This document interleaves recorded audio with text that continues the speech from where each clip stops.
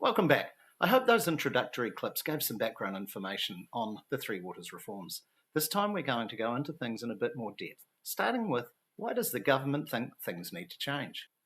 This is a bore site near Havelock North, where in 2016 sheep poo got into the aquifer, contaminating the water that then went to the town's supply with Campylobacter, a bacteria.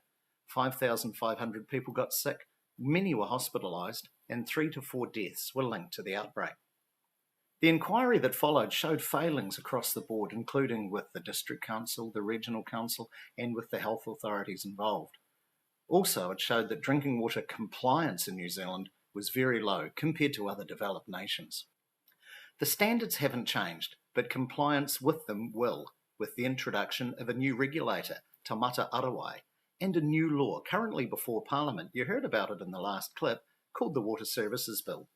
Compliance with the to-be-enforced standards is going to cost significant amounts of money. While previous councils have put Central Otago in better shape than many places, we still have some catching up to do.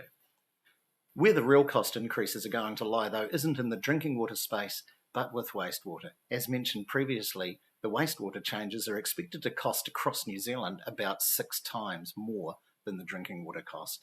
And a big part of this is that, although not the law at the moment, discharging into rivers and lakes is going to become not lawful sometime in the not too distant future, and fixing that situation is going to cost a lot, both here and across the country. Currently, 92% of Central Otago's treated wastewater is discharged to other water bodies. Another problem identified by government is that many councils have not been keeping up with the cost of replacing ageing infrastructure. We're actually in pretty good shape in that regard in Central, but that can't be said for many other places in New Zealand. The government estimates that across the country it's going to cost between $155 billion and $180 billion to get our infrastructure up to where it needs to be.